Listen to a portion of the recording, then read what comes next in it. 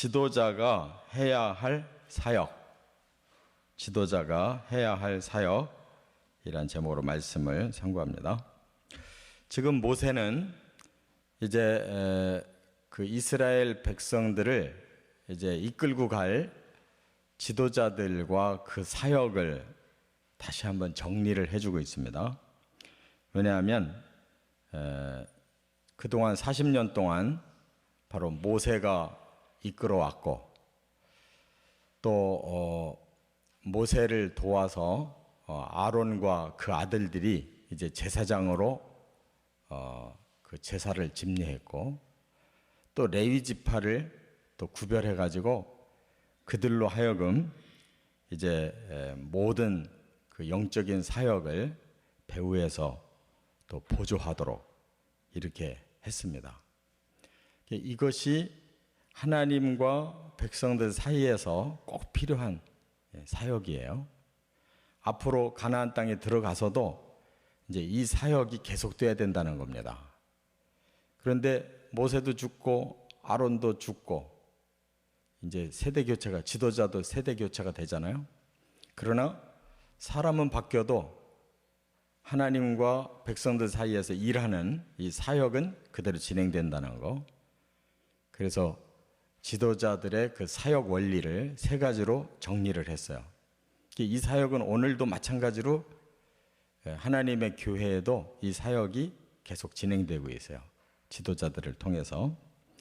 그걸 우리가 꼭 기억해야 이 교회가 어떻게 지도자를 통해 움직여가는가 하는 걸 깨달을 수가 있어요. 첫째, 1절부터 5절까지 보면 말씀 사역입니다. 모세가 자신이 했던 사역이 뭔가를 정리해주고 있어요. 먼저 시내산 꼭대기로 하나님이 부르셨어요. 왜 부르셨느냐?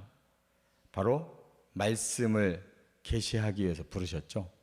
그래서 첫 번째도 시내산에 올라가서 40일간 단식하면서 하나님 앞에 받은 것이 바로 율법입니다. 그래서 그 율법을 눈에 보이는 그 표식으로 주셨는데 그게 두 돌판이었어요. 하나님이 친히 돌판 두 개를 깎아가지고 거기다가 십계명을 써주셨는데 가지고 내려왔다가 이스라엘 백성들이 금송아지를 섬기고 언약을 배신하니까 이게 언약이 깨졌잖아요. 그래서 모세가 그걸 깨뜨립니다. 백성들 앞에서 너희들의 범죄로 이 언약은 깨졌다. 그런데 다시 하나님 용서하셔서 이제 회복을 시키셨어요. 그러니까 두 번째 또 모세를 부르셔서 그가 올라가서 다시 계시를 이어서 받아요. 그 또 표식으로 하나님이 돌판 두 개를 깎아서 가져와라. 모세 보고. 그리고 그 돌판을 가지고 산꼭대기에 올라갔더니 하나님이 친히 또 다시 써주셨어요. 그러니까 왜 돌판을 이렇게 처음에도 두 번째도 이게 중요하게 여기느냐.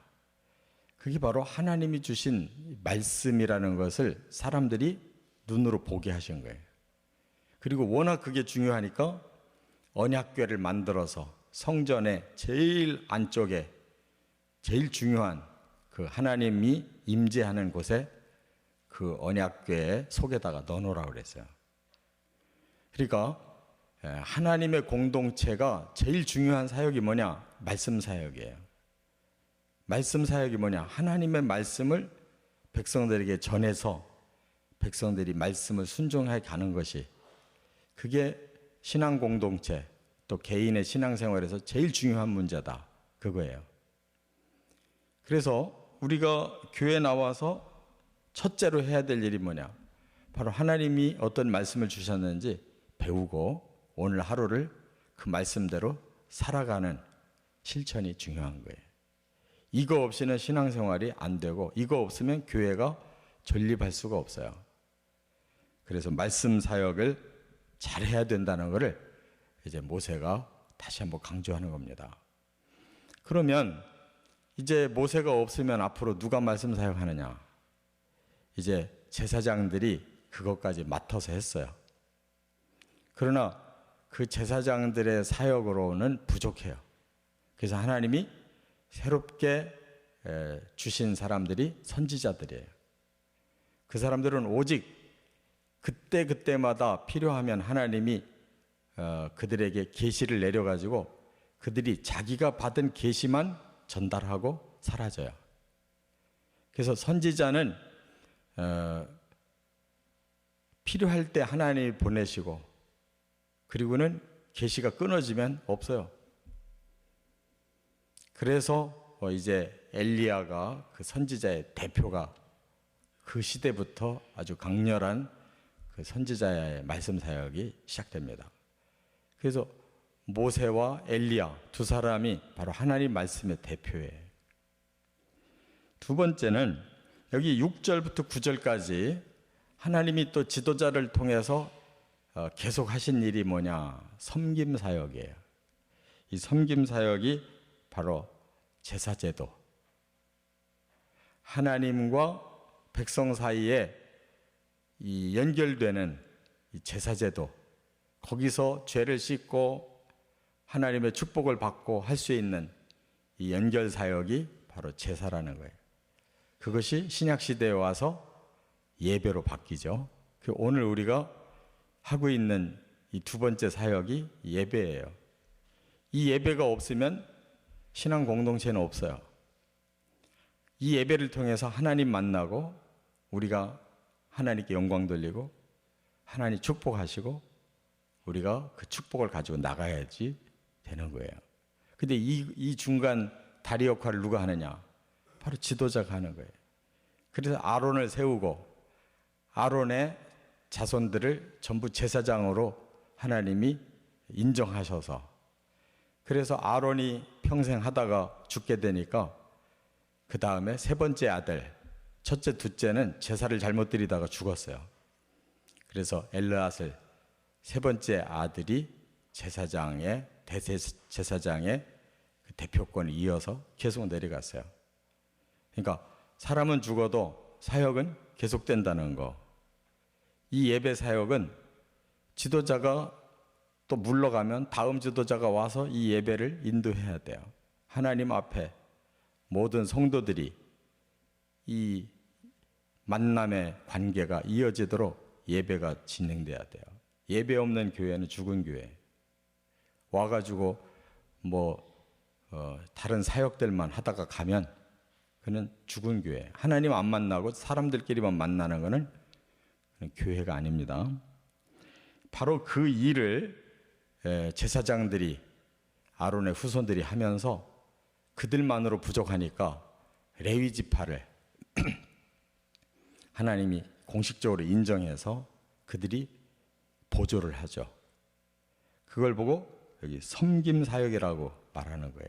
하나님을 섬기고 백성들을 위해서 중간에 섬기는 사역. 자기들을 위해 하는 게 아니에요. 철저히 하나님을 위해 서비스하고 백성을 위해 서비스하라는 거예요. 그게 지도자예요. 세상의 지도자는 지도자가 주인공이에요.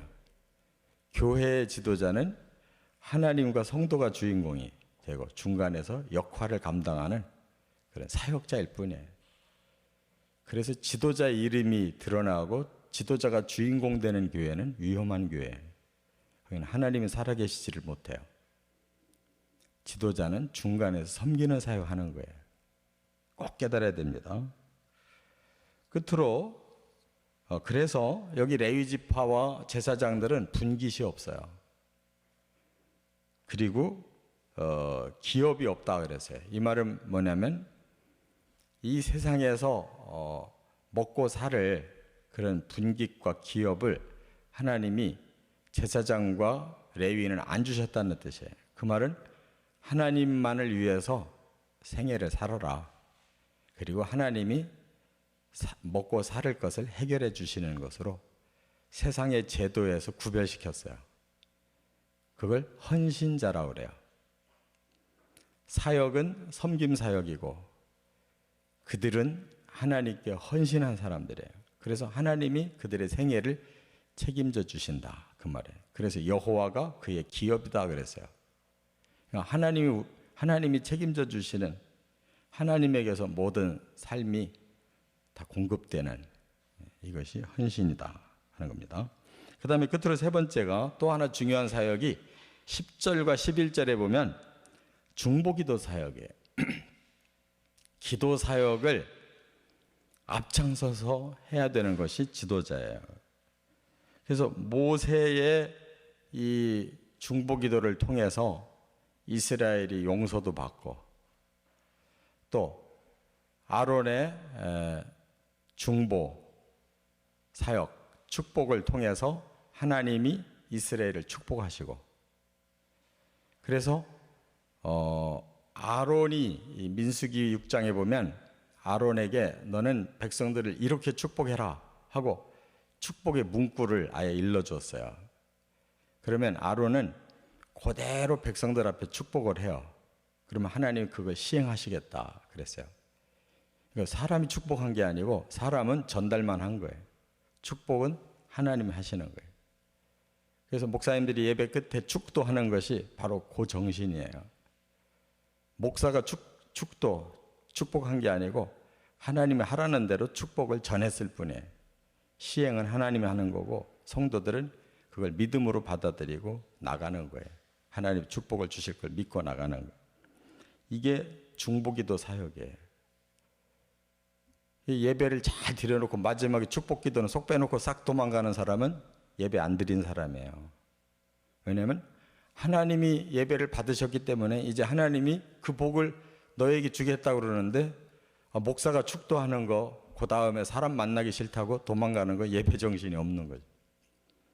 그건 구경하러 온 거지 예배를 드리러 온 게 아니에요. 그러니까 인간적인 생각으로 예배 드리고 인간적인 생각으로 교회 가보자. 이거는 잘못된 거예요. 하나님 만나러 교회 가는 거고 사역자들이 이 사역을 하는 것은 하나님이 원하셔서 섬김 사역하는 거고 중보기도 사역이에요. 축도라는 것이 중보기도예요. 하나님이 성도들에게 전하라고 해서 전하는 기도입니다. 이와 같이 교회는 말씀, 예배, 그리고 기도 이 세 가지가 살아있어야 살아있는 교회고 지도자들이 이 세 가지를 힘써서 말씀이 살아있고 예배가 살아있고 기도가 살아있게 해야 지도자가 사명을 감당하는 거예요. 이 세 가지가 다 되고 있는 시간이 언제예요? 바로 이 새벽기도 시간이에요. 그래서 저는 평생 목회의 가장 기본 모토를 새벽기도로 보는 것은 성경적인 거예요. 날마다 하루를 예배 드리고 말씀 듣고 기도하고 출발하는 것이 가장 성경적이고 우리가 하루 중에 제일 첫 시간을 그렇게 하나님 앞에 시간을 갖는 것이 가장 축복된 일이에요. 그렇기 때문에 바로 성경에 보면 제사장들이 아침 저녁으로 매일 번제를 드렸어요. 하나님 앞에 아침 저녁으로 매일 했어요. 이것이 하나님이 원하시는 성도와의 관계예요. 우리도 그 뜻을 잘 깨닫고 지도자들도 사명을 잘 감당하고 축복을 받으시기를 주의 이름으로 축원합니다.